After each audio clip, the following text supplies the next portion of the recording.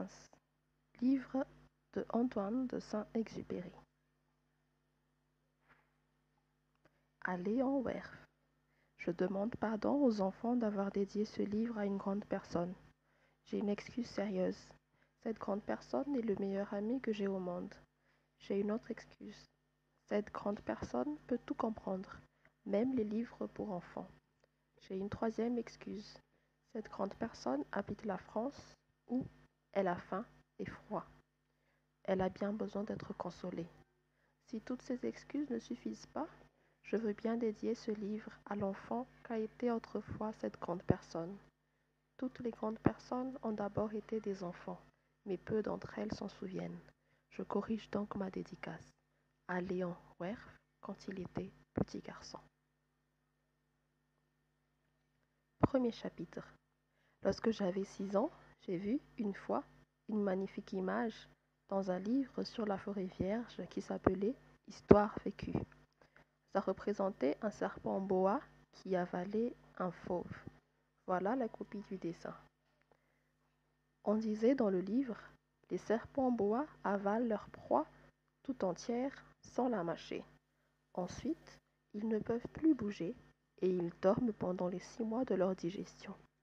J'ai alors beaucoup réfléchi sur les aventures de la jungle et, à mon tour, j'ai réussi, avec un crayon de couleur, à tracer mon premier dessin. Mon dessin numéro 1.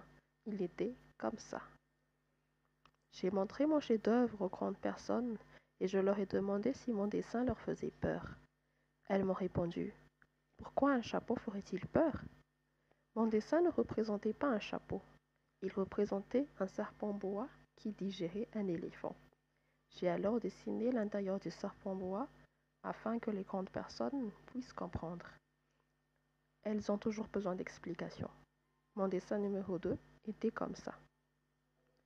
Les grandes personnes m'ont conseillé de laisser de côté les dessins de serpents boa, ouverts ou fermés, et de m'intéresser plutôt à la géographie, à l'histoire, au calcul et à la grammaire. C'est ainsi que j'ai abandonné, à l'âge de 6 ans, une magnifique carrière de peintre. J'avais été découragée par l'insuccès de mon dessin numéro 1 et de mon dessin numéro 2. Les grandes personnes ne comprennent jamais rien toutes seules, et c'est fatigant pour les enfants de toujours et toujours leur donner des explications. J'ai donc dû choisir un autre métier et j'ai appris à piloter des avions. J'ai volé un peu partout dans le monde et la géographie, c'est exact, m'a beaucoup servi. Je savais reconnaître du premier coup d'œil la Chine de l'Arizona. C'est très utile si l'on était égaré pendant la nuit. J'ai ainsi eu, au cours de ma vie, des tas de contacts avec des tas de gens sérieux. J'ai beaucoup vécu chez les grandes personnes. Je les ai vus de très près. Ça n'a pas trop amélioré mon opinion. Quand j'en rencontrais une qui me paraissait un peu lucide, je faisais l'expérience sur elle de mon dessin numéro 1 que j'ai toujours conservé. Je voulais savoir si elle était vraiment compréhensive. Mais toujours elle me répondait « c'est un chapeau ». Alors, je ne lui parlais ni de serpent boa, ni de forêt vierge, ni d'étoiles. Je me mettais à sa portée. Je lui parlais de bridge, de golf, de politique et de cravate. Et les grandes personnes étaient bien contentes de connaître un homme aussi raisonnable. Chapitre 2. J'ai ainsi vécu seule, sans personne avec qui parler véritablement, jusqu'à une panne dans le désert de Sahara, il y a 6 ans. Quelque chose s'est cassé dans mon moteur, et comme je n'avais avec moi ni mécanicien, ni passager, je me préparais à essayer de réussir, tout seul, une réparation difficile. C'était pour moi une question de vie ou de mort. J'avais à peine de l'eau à boire pour 8 jours. Le premier soir, je me suis donc endormie sur le sable, à 1000 milles de toute terre habitée. J'étais bien plus isolée qu'un naufragé sur un radeau au milieu de l'océan. Alors, vous imaginez ma surprise au lever du jour, quand une drôle de petite voix m'a réveillée. Elle disait « S'il vous plaît, dessine-moi un mouton. » « Hein ? Dessine-moi un mouton. » J'ai sauté sur mes pieds comme si j'avais été frappée par la foudre. J'ai bien frotté mes yeux, j'ai bien regardé, et j'ai vu un petit bonhomme tout à fait extraordinaire qui me considérait gravement.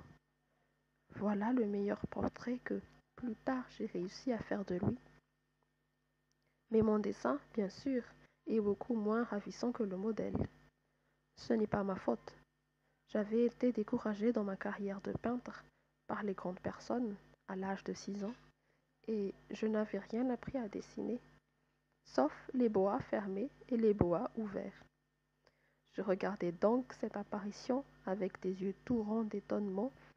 N'oubliez pas que je me trouvais à 1000 milles de toute région habitée. Or, mon petit bonhomme ne me semblait ni égaré, ni mort de fatigue, ni mort de faim, ni mort de soif, ni mort de peur. Il n'avait en rien l'apparence d'un enfant perdu au milieu du désert, à 1000 milles de toute région habitée. Quand je réussis enfin à parler, je lui dis « Mais qu'est-ce que tu fais là ?»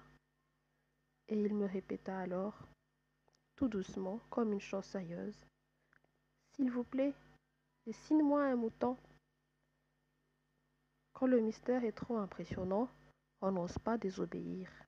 Aussi absurde que cela me sembla, à 1000 milles de tous les endroits habités et en danger de mort, je sortis de ma poche une feuille de papier et un stylographe. Mais je me rappelais alors que j'avais surtout étudié la géographie, l'histoire, le calcul et la grammaire, et je dis au petit bonhomme, avec un peu de mauvaise humeur, que je ne savais pas dessiner. Il me répondit « Ça ne fait rien, dessine-moi un mouton. » Comme je n'avais jamais dessiné un mouton, je refis, pour lui, l'un des 2 seuls dessins dont j'étais capable, celui du bois fermé. Et je fus stupéfiée d'entendre le petit bonhomme me répondre « Non, non, je ne veux pas d'un éléphant dans un boa. Un boa, c'est très dangereux. Et un éléphant, c'est très encombrant. Chez moi, c'est tout petit. J'ai besoin d'un mouton. Dessine-moi un mouton. » Alors, j'ai dessiné. Il regarda attentivement, puis « Non, celui-là est déjà très malade. Fais-en un autre. » Je dessinai. Mon ami sourit gentiment avec indulgence. « Tu vois, ce n'est pas un mouton, c'est un bélier. Il a des cornes. » Je refis donc encore mon dessin. Mais il fut refusé comme les précédents. « Celui-là est trop vieux. Je veux un mouton qui vive longtemps. » Alors, faute de patience, comme j'avais hâte de commencer le démontage de mon moteur, je griffonnai ce dessin-ci. Et je lançai. Ça, c'est la caisse. Le mouton que tu veux est dedans. Mais je fus bien surpris de voir s'illuminer le visage de mon jeune juge. C'est tout à fait comme ça ce que je voulais. Crois-tu qu'il fait beaucoup d'herbe à ce mouton? Pourquoi? Parce que chez moi, c'est tout petit. Ça suffira sûrement. Je t'ai donné un tout petit mouton. Il pencha la tête vers le dessin. Pas si petit que ça. Tiens, il s'est endormi. Et c'est ainsi que je fis la connaissance du petit prince.